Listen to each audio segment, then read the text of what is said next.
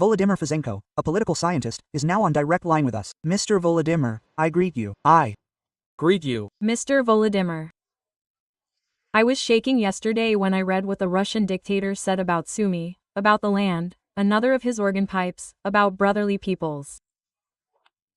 But we shouldn't look for logic, we shouldn't waste our efforts on these things. We should simply understand how to move forward as a country. And we should be so united in opposing these, I would like to say, not only the remnants, well, clearly, not in order with their heads, not in order with their knowledge, not in order with critical thinking for a long time. But let's talk about the Istanbul talks. Well, first of all, react to my emotions. How do you react? Do you take it absolutely calmly when you hear another stream of absolutely absurd thoughts? And about the Istanbul talks. This is after all the first Deputy Minister of Foreign Affairs of Ukraine Serhiy Kyslytsya saying that they are not able to ensure regular progress on the issue of ending the war. Do you agree with his opinion or not? Yes, I agree. Unfortunately, I do not see any prospects for reaching constructive mutually acceptable solutions during the Istanbul negotiations. Well, the information about the position of Ukraine and Russia on ending the war, the conditions for ending the war, the conditions for a ceasefire.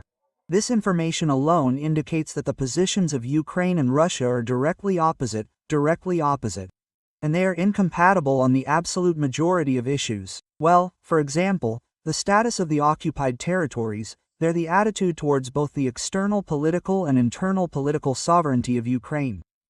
Russian proposals are a set of ultimatums that limit our sovereignty, and for us this is definitely unacceptable. And without a third party, without compromise proposals that can only concern a ceasefire, it is practically impossible to reach some kind of agreement on ending the war. So I agree with the Minister of Foreign Affairs, the first Deputy Minister of Foreign Affairs of Ukraine, Mr. Kyslytsya. Moreover, he is a participant in the negotiations, he sees this. And we also see, I'm already talking about the expert community here, not only ours, but also foreign ones, from my communication with colleagues abroad, and with journalists from Western publications. Well, it is noticeable that, yes, and from Russian, let's say, various speakers, both opposition and pro-Kremlin, this is also noticeable. The Kremlin does not want to negotiate an end to the war now. There is no such readiness and desire. They want to intensify the war. This is obvious. This is obvious from the intensity of fighting on the front, the intensity of air attacks, which have increased since May, the tendency to increase. Well, we all hear this, and not only in Kyiv. Well, and those who are in the frontline zone, Sumy, Kharkiv, Odessa, well, Kherson, Zaporizhia, and this list, unfortunately, can be continued. These cities, well, are felt almost every day. Well, and we also feel Russian air attacks several times a week. So there is no need to convince us here. We feel it all physically. Well, that's why, yes, Russia doesn't want to, negotiate peace right now. They are trying to break us psychologically, morally, so that we crumble first of all from the inside. Well, and the hope that the front will crumble too, if there is no reliable rear. And that is why statements about Sumy are a form of psychological pressure on both us and those who are involved in the negotiations, from the USA to the Europeans, who, they say, get used to it, we will press, we will move on. By the way, I would collect all these Putin quotes that are being discussed yesterday and today, I would collect them, a short quote book, and give them to all participants in the NATO summit, which will be in a few days, including Trump. Trump, though, doesn't like to read, but, well, maybe he will read it or someone will make him a podcast, listen to it, whatever. That's what Putin said, because the logic is clear to me. I haven't reacted emotionally to such statements by Putin for a long time. Moreover, he, repeats most of his statements there, and in this case, too, there were 90% repetitions. But I understand the logic and, in addition, the context, the situational nature. That's what was noticeable in Putin's speech now. The audacity of the aggressor, the audacity has become more than aggression, I would say, self-delivery for this audacity. Tell me, please, did he feel that he is unpunished, that he can delay negotiations, that he bombed Kyiv, that he bombed Kremenchuk, and I get away with it? That is, he has an even greater taste for murder, right? And he hasn't. Putin has a taste for murder long ago, already in the 22nd year. It's just that now his arrogance has become greater, this aggressive complacency has become greater.